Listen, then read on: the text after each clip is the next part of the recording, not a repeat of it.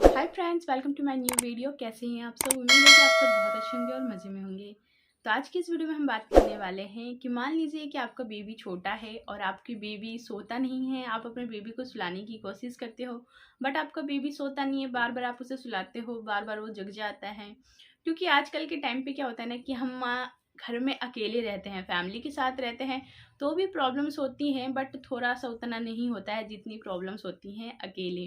तो क्या होता है कि हम अकेले रहते हैं और हम वेट करते हैं कि हस्बैंड के जाने के बाद कब हमारा बेबी सोएगा और कब हम उन सोने के बाद अपने घर के काम निपटा सकें या फिर कुछ एक्स्ट्रा घर के काम कर सकें, या फिर अपने वर्क से रिलेटेड कोई भी काम हम कैसे करें अपने बच्चे को सुलाने के बाद। तो हमारा पूरा जो दिनचर्या आप कह सकते हो, जो डेली का जो रूटीन है, वो बच्चों के सोने और ना सोने पर डिपेंड करता है। क्योंकि सोता छोटा बेबी होता है, जब तक वो सोता नहीं है तब तक आप घर का कोई काम नहीं कर सकते हो। नहीं तो क्या होता है, बच्चे रोने लग जाते हैं। आप बच्चे के साथ बैठ के खेल रहे हो तब तक तो सही है, बट जैसे ही छोटे बच्चों के पास से आप उठ के एक गिलास पानी लेने जाओगे ना, उतने में वो बहुत तेज चिल्लाने लग जाते हैं और रोने लगते हैं। उन्हें लगता है कि मम्मी उनकी कहीं जा रही है। तो आज के इस वीडियो में मैं आप लोगों को कुछ ऐसे टिप्स देने वाली हूँ जिससे आपका बेबी दिन में एक बार अच्छे से जरूर सोएगा।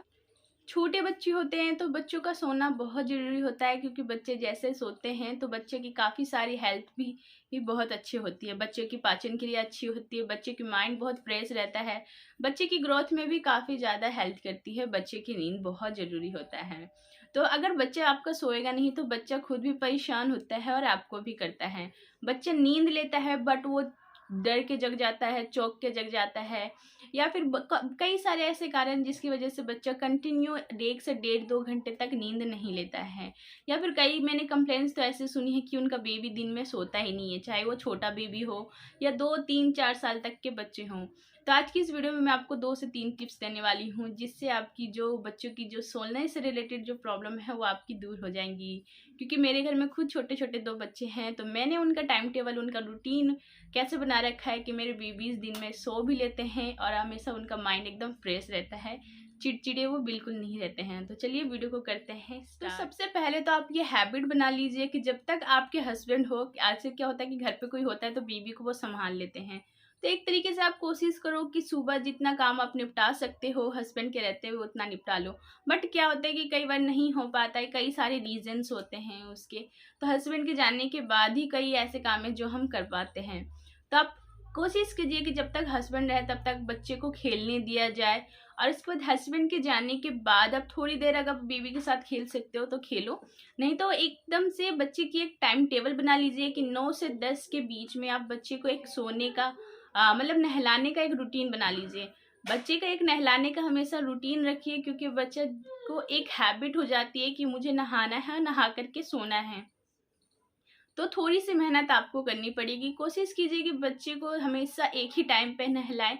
जैसे कि 9 से 10 के बीच में आपके हस्बैंड के जब भी जो भी टाइमिंग है आपके हस्बैंड के जाने के बाद जाने के, तो उस टाइम पे आप बच्चे को उनके जाने के बाद बच्चे को नहलाइए। नहलाने के बाद आप कोशिश करो कि आपके जो बच्चे की पेट है उसे आप प्रॉपर भर दो। मतलब नहलाने के बाद बच्चे को आपको दूध जरूर पिलाना है, ताकि जब बच्चा सोएगा तो वो प्रॉपर नींद ले सके। ताकि क्या होता है कि बेबी हम नहलाने के बाद सुला देते हैं, वो सो भी जाता है, बट भूख लगने के कारण वो जग जाता है। तो आप कोशिश करो कि नहलाने के बाद जब भी आप बच्चे को सुलाते हो, बच्चे का पेट हमेशा भरा रहना चाहिए। अगर आपका बेबी छोटा है तो दूध पिला के सुलाइए। अगर आपका बेबी थोड़ा सा बड़ा हो गया है, कुछ खा सकता है, कुछ पी सकता है, तो बच्चे को कुछ खिला के उसके बाद आप बच्चे को सुला सकती हैं। तीसरी चीज की आपको ध्यान रखना है कि जब भी आपका बेबी सोता है तो सोने के टाइम पे आप बच्चे को डायपर जरूर पहनाइए। क्योंकि क्या होता है कि आप बच्चे को सुला रहे हो, बच्चा बीच में सूसू वगैरह कर देता है, जिसकी वजह से भी बच्चा बार बार जग के आपको परेशान करता है। तो कोशिश करो जब भी आप बच्चे को सुलाते हो, सुलाने से पहले बच्चे को हमेशा डायपर पहनाएं। चौथी चीज जिसका आपको ध्यान रखना है कि जब भी आप बच्चे को सुलाते हो तो बच्चे को किसी ऐसे कमरे में सुलाइए जहाँ पे आवाज बहुत कम होता है। क्योंकि मान लीजिए आप बच्चे को हॉल में सुला रहे हो या फिर किसी ऐसे जगह पे सुला रहे हो ये सोच के कि बच्चा नजरों के सामने रहेगा, तो उससे क्या होता है कि बच्चे कुछ भी हल्का फुल्का आवाज आता है ना, तो उससे बच्चा जग के बैठ जाता है। फिर वो नींद कंटिन्यू नहीं करता है, रोने लग जाता है। और कच्ची नींद में जगने के बाद तो बच्चा बहुत ज़्यादा ही आपको परेशान करता है। तो कोशिश करो कि बच्चे को ऐसे जगह पे सुलाओ जहाँ पे आवाज़ बिल्कुल ही कम हो। बीच बीच में नज़र भी रखो बच्चे पे। जैसे मेरा बेबी जब उसके सोने का टाइम होता है तो प्रॉपर 2 घंटे सोता है, क्योंकि मैं जब वो सुला के आती हूँ तो मैं उस कमरे में एंट्री बिल्कुल नहीं करती हूँ। और बीच बीच में ये ज़रूर चेक करती हूँ कि जगह है कि नहीं जगह, या फिर कहीं उठ के या फिर कोई उसे प्रॉब्लम तो नहीं हो रही है। तो इस चीज़ का भी आपको प्रॉपर ध्यान रखना है। चौथी चीज़, जब भी आप बच्चे को सुला रहे हो टेम्परेचर का बिल्कुल ध्यान रखना है आपको। क्या होता है कि कई बार हम बच्चे को एसी चला के सुलाते हैं तो एकदम से है कुछ ढकते नहीं हैं, या फिर पंखे में सुला रहे हैं तो बहुत ज़्यादा बच्चे को गर्मी लग रहा है या ठंड लग रहा है। तो आप थोड़ा सा टेम्परेचर देख लीजिए मौसम का, उसके हिसाब से बच्चे को जिस टेम्परेचर में बच्चा आपका ईजिली सो जाता है, कोशिश कीजिए कि बच्चे को उसी टेम्परेचर में आप सुला सकें। और अगली टिप्स आपको ये है कि जब भी आप बच्चे को सुलाते हो, बच्चों के अगल बगल में अच्छे से आपको प्रॉपर तकिए लगा के उसके बाद सोना आना है, ताकि बच्चे को मतलब चिपका करके एक साइड में तकिया रख लीजिए, ताकि उसको ऐसा फील हो, ताकि जब बच्चा आपका करवट लेता है या फिर कुछ भी होता है तो उसको ऐसा फील होना चाहिए कि बगल में मम्मा सो रही है या फिर कोई भी सो रहा है बगल में। तो एक नॉर्मल सी 1-2 पिलो रख दीजिए, उसके ऊपर आप चादर ढक दीजिए, ताकि जब बच्चे के बीच में आँख खुले तो उसे देख के उसे महसूस हो, उसे ये फील हो कि बगल में मम्मा सो रही हैं। तो ये जो टिप्स मैंने आपको बताई ये मैंने पर्सनली यूज़ करती हूँ अपने बेबी के लिए, और वो आराम से सोता है। दोपहर में उसके नहाने के बाद वो 2 से ढाई घंटे प्रॉपर बिना जगे वो सोता है, कंटिन्यू स्लीप करता है। और उसके बाद जगने के बाद वो 2 घंटे तक खेलता है।